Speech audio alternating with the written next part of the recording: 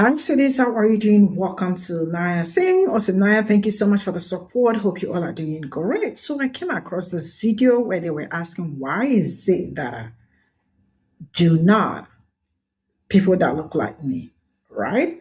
And like, what did Black people do? What have we done to deserve the kind of treatment we get from? So a woman actually took her time to, to analyze some certain things that they do and why they do it to people that look like me. And also, I really do not understand why they behave the way they behave, but I think it's just a story for another day, right? But then the reality is that these people think that Black people are not going to survive, or, I don't know, at some point, they feel like when we do some certain things, we are privileged, which they are. We are immune. There are some things that might hit us, there are some things might not hit us. But one thing I have known for sure is that there are some certain things that you cannot run away from, especially when it comes to consequences. And the reality is that they can't, like this particular one, the consequences came so early, and it is hitting everybody back and forth, right? And they are feeling the heat already real quick. And they were screaming, how did we get ourselves into this? What did we do? Like, is there any way out? I don't think there is any way out. This is something everybody will have to experience for as long as it will last. Let's get into this. Question for America and anybody with the balls to answer. What did Black people do to make you hate us so much? Let me ask again, just to make sure you heard it correctly. What did we as Black people do to make you hate us so much? I'm Julie. I wanted to answer your question. I actually saw your post last night, but I wanted to be very thoughtful in my reply and think about what I wanted to say. So I didn't want to give the typical answers most people who have been giving, like, I don't see skin color or nothing, because that is true, but it's a lot more complicated than that. I even wrote out all of my points so that I wouldn't forget anything and that I could be as concise as possible, but this may still be a little long. First, some ground rules. This is my opinion. I am here to explain how I see this, but not to excuse anyone's behavior. And yes, white people are not a monolith, but I also think that way too many do not reflect on these issues, and I will mention why.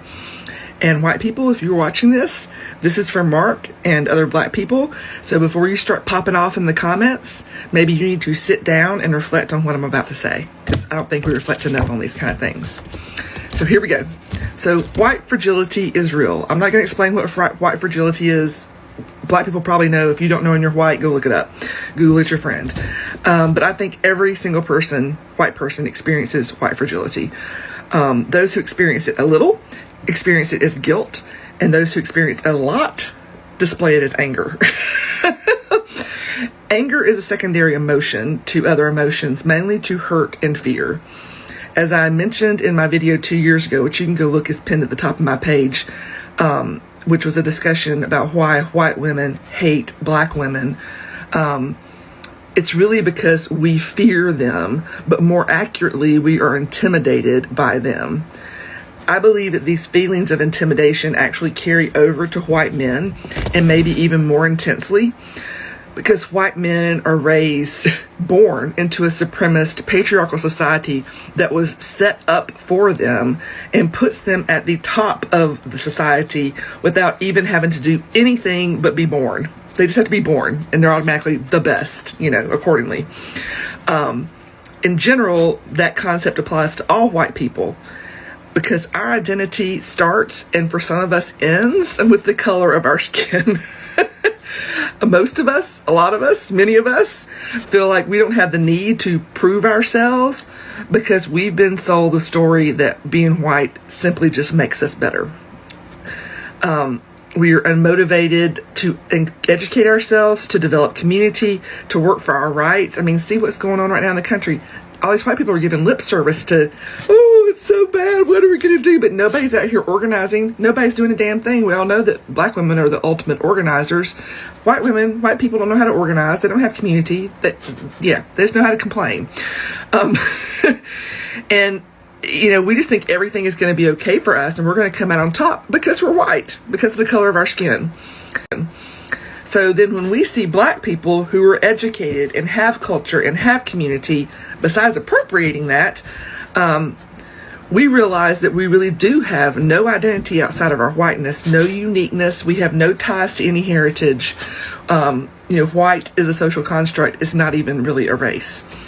So we hate you because we can't admit that your existence intimidates us, because that requires vulnerability and self-reflection and emotional maturity, which most people in general don't have, and certainly white people, they don't possess that. And probably even more so white men, because you have to add in there a hefty dose of toxic masculinity. So if we admit that we are intimidated by you, then to us, in our mind, consciously or unconsciously, that would make us weak, or maybe more appropriately, inferior. And that is with odds at what we have been taught. There's a cognitive dissonance there, right? Our whole lives. This also applies to other non-white races, the way we view them. So that's why we hate you and negate your accomplishments with things like DEI trope and suppressing education like critical race theory or factual black history. It's because we have been raised to see ourselves a certain way our whole lives. And again, your existence threatens that, adds to cognitive dissonance, makes us feel intimidated, and therefore we express that white fragility and that intimidation in anger, because that feels better to some of us. Or guilt, like I said, for some of us who maybe don't, rise to the level of anger.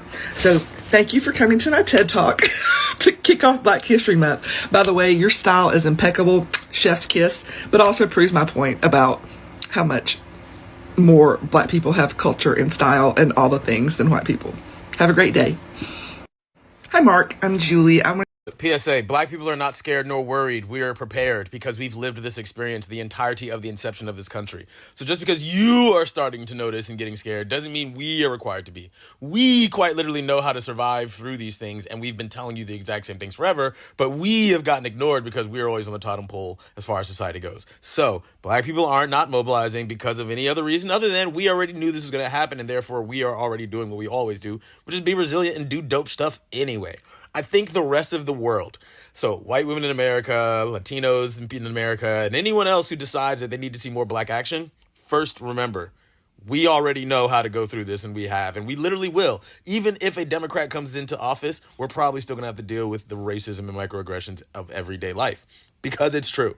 You may not. That's also real. So remember, you are not as informed on this type of scenario of extreme prejudice as any black person, and therefore do not get to tell us how to act about it. You sit, you go ahead and put your boots on and start walking around. We'll jump in when it looks like you really, really mean it. How about that? That's how it's going to happen. I'm just telling you. Black people are very aware. Like, no matter how good the world is for white women, I still have to worry about getting pulled over by the police and just threatened for no other reason. That's literally my life every day and every other black person's. This is the thing. It's just true. Systemic racism existed this entire time while you were sitting there thinking everything was peaches and rainbows. So now that it's all falling apart, why would you expect the people who are already living under the BS to come to your aid again? Please. White people be white peopling. I know it sounds funny, but I'm not joking. White people be white peopling. And people are really starting to now act shocked. White folks been white folking for 400 years consistently. And when a large group of white people wake up too much, they then have to reset the white population, and that is why they are targeting the young white youth. Understand, this is a group of people who tried to overthrow the government because they lost a race. There were nooses out there, like they were climbing walls. These are the descendants who will make furniture out of black people, and they still have that furniture in their family today and other races' memorabilia. These are the descendants of people who knew how amazing black people were. And instead of interacting with them, they thought eating them was the better option. And instead of learning, they thought eating us would allow them to absorb our strength. Understand, like, these were people who went to church and then went to lynchings right after with their children and ate dinner and took family photos next to swinging bodies and then sent those photos out on cards for the holidays. Like, And people are shocked that that press secretary got up on stage and white woman y'all asses. This was obvious. She made it clear. The bigotry is on the way. Don't worry. Picture this. You're at a lower middle class suburban white person's home. It's November 5th, 2024, election day. There before you is a white woman sitting on her dog hair covered couch at the edge of her seat watching TV. The election results are coming in. She turns to the side, picks up a picture of Jesus that strangely looks like Donald Trump, gives it a kiss, and sends up a quick prayer. She's visibly nervous because at this point, it looks like Kamala is winning, but it's not over. Keeps looking up at the clock on the wall that she got from Home Goods. It was on sale. You can see the sticker still there, $15.99. It's right there next to her sign that says, "Live, laugh, love." She's only been able to do one of those things the past 4 years during the Biden administration. How can she laugh and love? There's a nigga living in the White House as vice president. She doesn't know what vice presidents do, but she does know that whatever it is, Kamala is fucking it up. She keeps checking the clock, minutes ticking by. She's nervous. Why? Because her husband will be home any second. The past 4 years have been hard for her and her kids. Their father, her husband, has become a raging alcoholic. He was an alcoholic before, but now, the past 4 years, it's become raging. The price of meth is up. It's almost quitting time at the bar. She crosses her fingers. She needs Trump to win. For the past 4 years, she's been making videos on TikTok saying things like, "If blacks can say the N-word, then why can't I?" And other racist videos like that. Out of sexual frustration, she hasn't gotten any the past 4 years. The price of eggs was the only thing rising in her house, if you know what I mean. She has Sleepy Joe at home. She jumps. She hears the sound of a pickup truck that needs a new transmission coming down the driveway. He's home. He stumbles in, kicks off his work boots. Some kind of coal mining dust goes everywhere. "Susan," he says, "where's my dinner?" She rushes up to him. "It's here." He sits down at the table and she puts on his red MAGA hat for him. It's the only way he can get any food down. She puts the plate in front of him. He looks down at it, looks at her, looks back down, and then just as he's bringing back his hand to smack her because the chicken isn't congealed enough, the announcement from the TV comes on. "And Trump has the majority votes," it says. He stops his hand midair. Susan's eyes widen, tears forming, tears of joy. His eyes meet hers, hands still in the air. He smiles at her gently before completing the slap. She grabs her face in shock. "That felt like it only left a little mark," she says. "He must be happy." He grabs her and pulls him onto his lap. "Stop it, John," she says, giggling. She sits on his lap and, "Oh, what's this?" He holds her and he leans over and whispers in her ear, "Daddy's home." Susan stiffens in excitement. She quickly grabs him, rushing him to the bedroom. The kids heard that Daddy's home, so they're running out. "Daddy, Daddy." She pushes all 7 kids to the side. Statistically, one of them's probably a school shooter. Probably shouldn't have done that. "Not now, brats." They rush in the bedroom, close and lock the door. While he's in the bathroom, washing up, she puts the dogs away on the bed. Only one thing left to do, turn the lights off. She hasn't been attracted to her husband in years. There's only one thing that's gonna do it for her, and her husband knows what that is. She lays down in the bed and then she hears the bathroom door creak open. Then she feels the weight and smells the smell of a hard-working Trumper.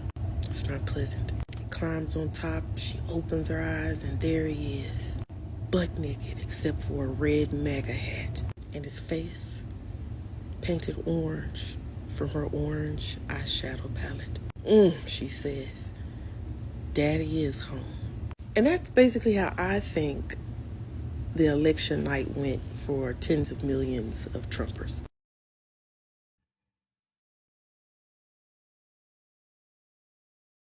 So this is all I got from this video, and sincerely speaking, I don't think what the white woman said is true. Sorry, it's new. I am sure Black people already knew this. And I keep asking, why is it that, why are you scared, or why are you jealous of someone? And also, how do I explain this? Acting like, okay, I'm not going to say like, because that liking part, it's faking. You know, why am I saying the liking part is faking? Is because most times I see them like, they all act so good, so nice, telling you we are your allies and all that. But sincerely speaking, I think it's just manipulation and lying.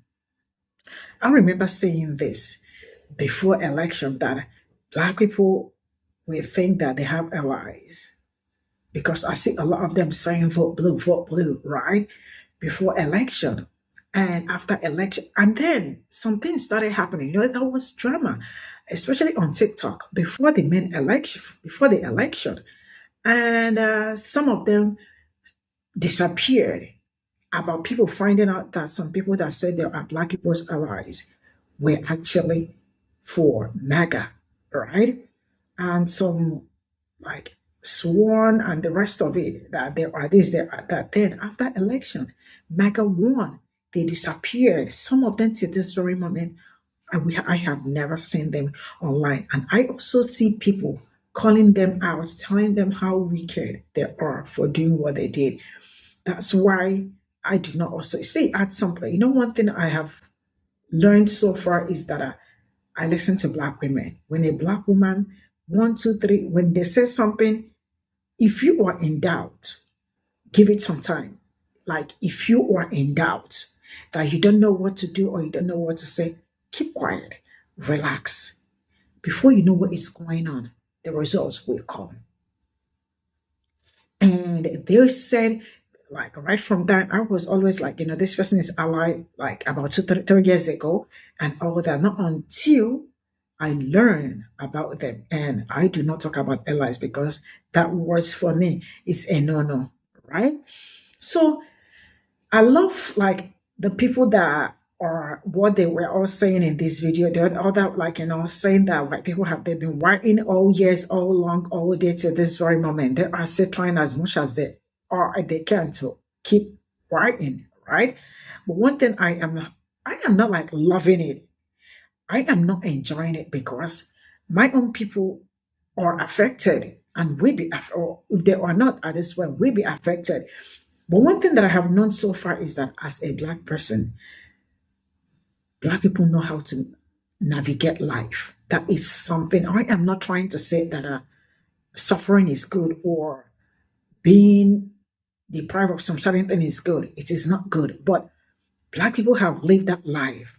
When you live a certain kind of life, whether you have billions of dollars and all that, I am not saying my people are not doing, they are amazingly doing great. Even if you have all that billions, when that survivor this thing kicks in, you readjust immediately. And that is something that I love about us. So it's just like no matter how hard or how tough it gets, Black people will navigate it and come out great. I am boasting about that. Why?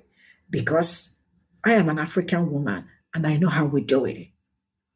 But one thing I will not glamour for us, is not having things in. I don't know how to say it, but I am sure you understand what I am talking about. I am proud that Black people can survive. And I don't know, but example, take me to a desert, drop me there, and look, say, will she come out today or tomorrow? Man, I am coming out. I am coming out. I don't know how you would think it's going to happen or it's not going to happen, but you will see me right back at home. I think that is just the best example to give on this. Their fragility and all that. They think that life is all about them. They think everything centers around them. They think if it is not art, it is not other person.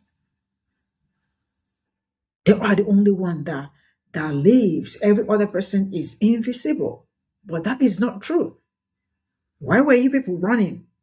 Because You think that when black people hold power, right, that they will really pay me back. I mean, they will pay us back for everything. No, they don't have that time at this point in time. But that doesn't mean that it may not happen, right? But at this point in time, that is not the major thing. But you see, the major thing, I am going to keep it codedly for people that look like me. It is not for everybody on this platform. But the one thing I know for sure is that you can dislike for all I care. You can say whatever you have to say. You can do whatever you have to say. But one thing I have known is that you see, you cannot cover the moon and you cannot cover a shining star. When it is time to explode your fingers and your hands, and then the moon keeps shining or the sun keeps shining. So I think that is just the overall of it. But you know what? They thought that it wasn't going to touch them, and it is touching them now, and they are screaming up and down. See you all in my next video. Bye for now.